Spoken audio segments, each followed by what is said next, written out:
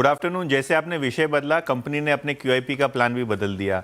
और कहीं ना कहीं अगर हम देखें तो 2 दिन 3 दिन पहले इन्होंने क्यूआईपी के लिए बोर्ड मीटिंग का अनाउंसमेंट किया था और अभी एक 360 डिग्री यू टर्न दिया है, जहां उन्होंने क्यूआईपी और फंड रेज की जो बोर्ड बैठक थी उसको कैंसिल कर दिया है, स्थगित कर दिया है। और कहीं ना कहीं ये पॉजिटिवली लिया जा रहा है। अगर आप ब्रोकरेजेस की माने और एनालिस्ट की माने तो पिछले दिनों काफ़ी बाजार में न्यूज़ रिपोर्ट सजेस्ट कर रही थी कि कंपनी एक बड़ा एक्विजिशन यूके यूरोप में कर सकता है, जिसकी साइज़ 4-5 हज़ार करोड़ से ज़्यादा हो सकती है।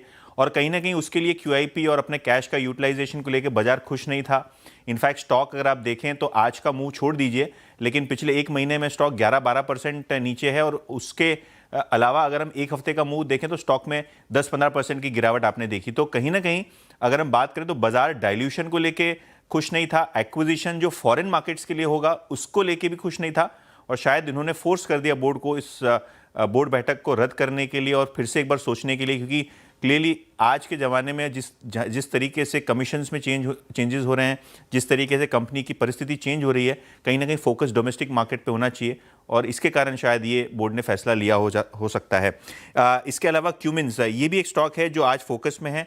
कॉन्फ्रेंस कॉल के बाद स्टॉक में 5% का अपमूव आया है और उसका रीजन है नतीजे अच्छे थे, एक्सपोर्ट्स में 15% की बढ़ोतरी थी। गाइडेंस FY 26 का कंपनी ने मेंटेन किया और FY 27 में डबल डिजिट सेल्स ग्रोथ की गाइडेंस दी है, तो यहां से डबल डिजिट अच्छी रहेगी। इसका आधार है जो डेटा सेंटर कारोबार है, और डेटा सेंटर को लगाने के लिए आपको बैकअप पावर की जरूरत रहती है, तो कंपनी उसके जनरेटर सप्लाई करती है।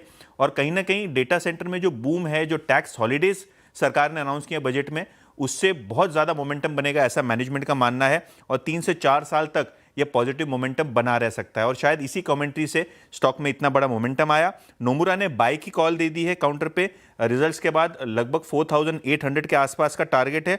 और कहीं ना कहीं एक्सपोर्ट मार्केट छोड़ के अगर आप डोमेस्टिक मार्केट की बात करें तो अच्छे रहे, जिसके वजह से नोमुरा ने इस काउंटर पे खरीदारी की सलाह दी है। जी।